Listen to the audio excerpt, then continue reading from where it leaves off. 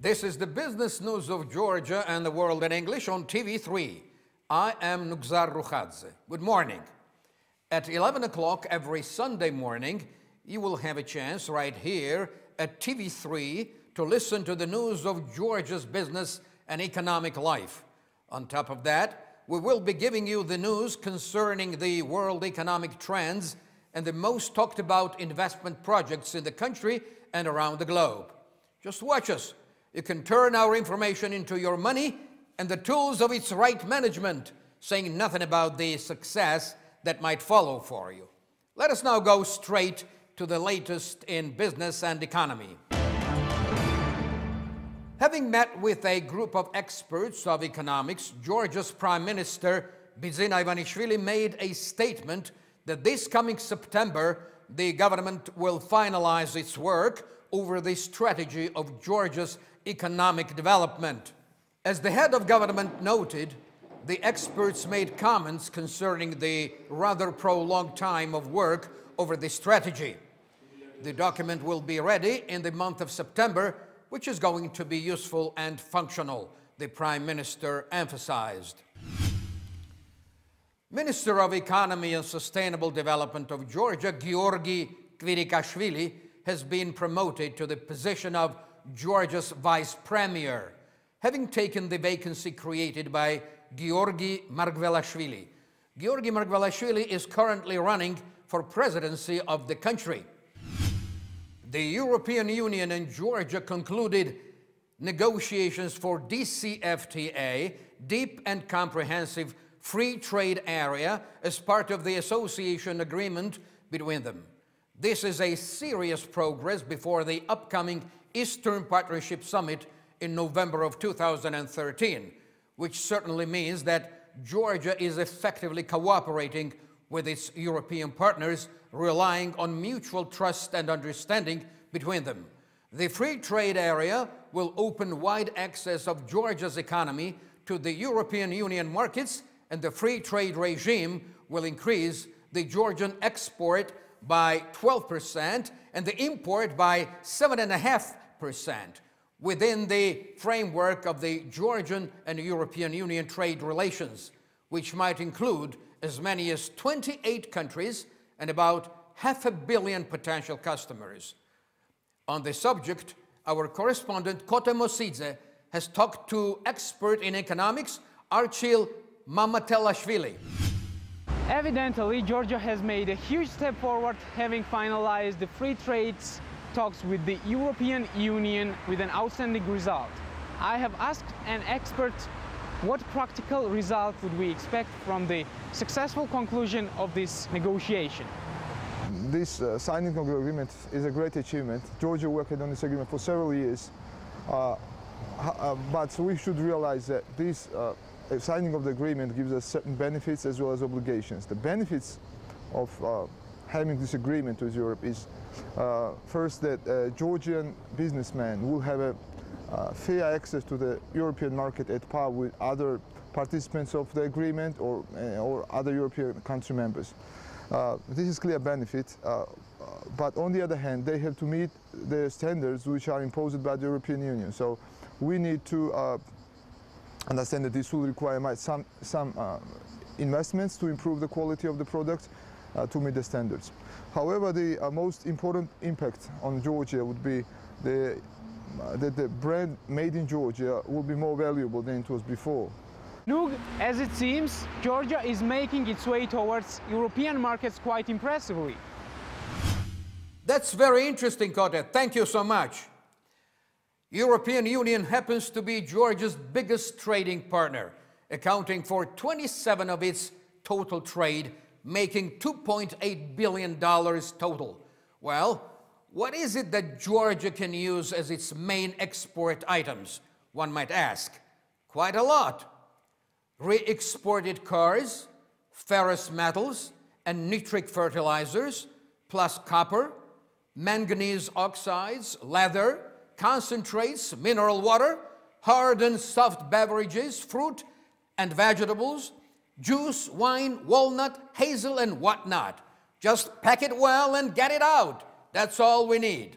The trade agreement between Georgia and the European Union will be enforced in about a year and a half. Let me remind you once again that Georgia's foreign trade turnover for half a year has averaged to $4,713 million. By the way, Georgia's trade turnover with the European Union countries in the first half of the year equal to $1,225 million, which is 3% less than the same period of last year. Out of that amount, the export made $211 million, meaning the growth of 6%.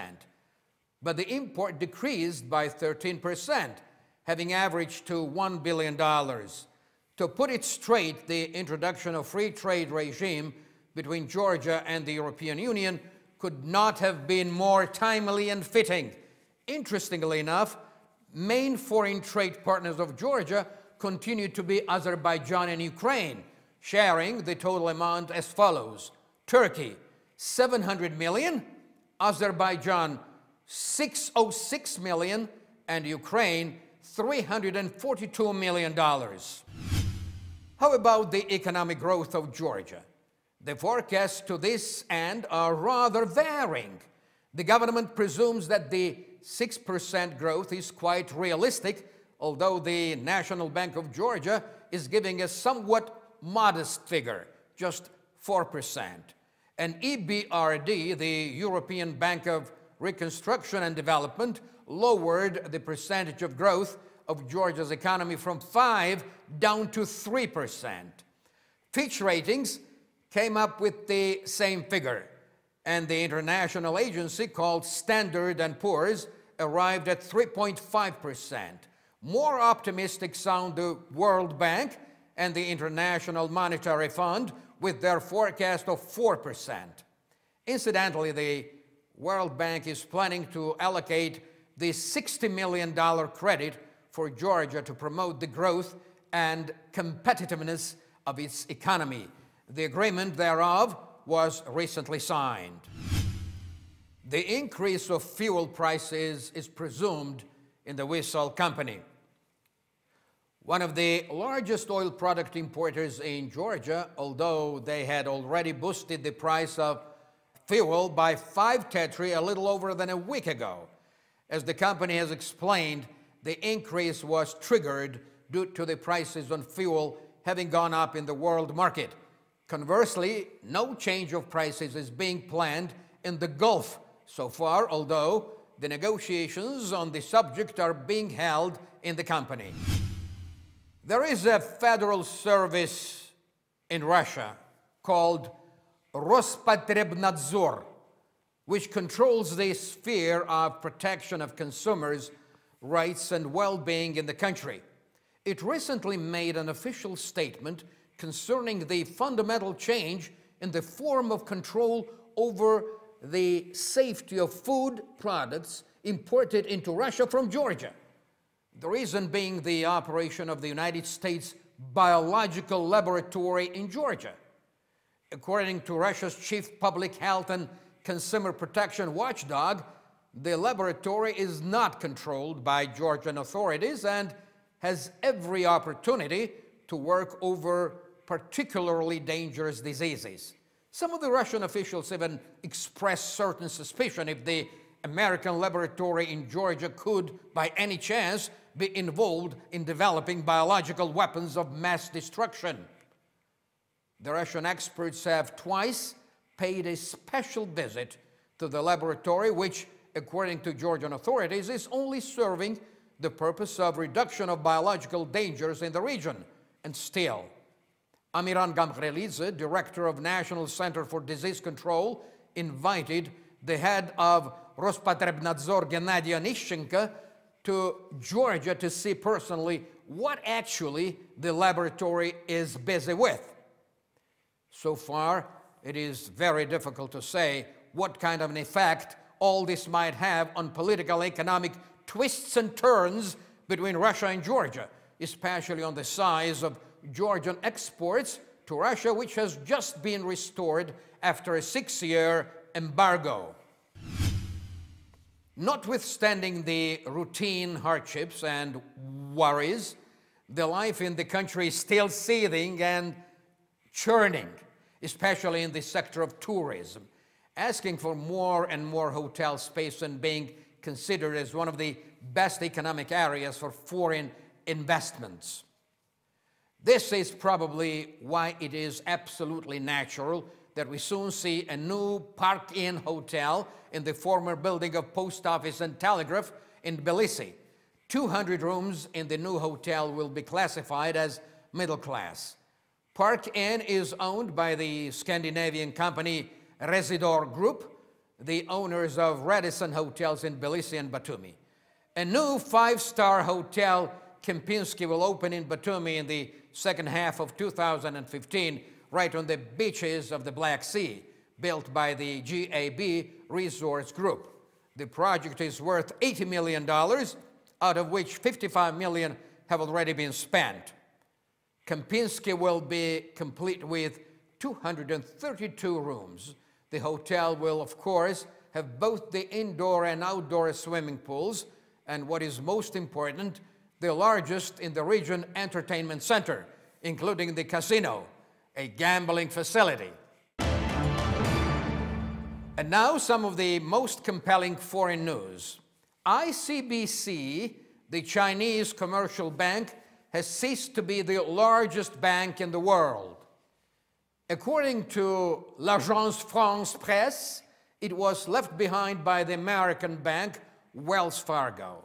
As of June the 24th, Wells Fargo is being worth $236 billion compared to $223 billion of the Chinese ICBC. It was the year of 2007 when the Chinese commercial bank had been recognized as the leading bank of the world in terms of the bank's capitalization. $374 billion, and all that thanks to the economic growth of China of the time. Have you noticed that "Made in China" is the most commonplace marking on a product wherever you purchase it around the globe? According to the World Trade Organization, China has become the biggest exporter of the world based on this and last year's results. China has exported to foreign countries the products worth of more than $2 trillion. The United States of America is the second largest exporter in the world, averaging $1.5 trillion in export operations. Germany, the third biggest in the world, with more than $1.4 trillion of exported goods. Japan, Netherlands, France, South Korea, Russia, and Hong Kong are also among the largest suppliers of the world with their national product. What do you think, how many counterfeit euro banknotes are wandering around the globe?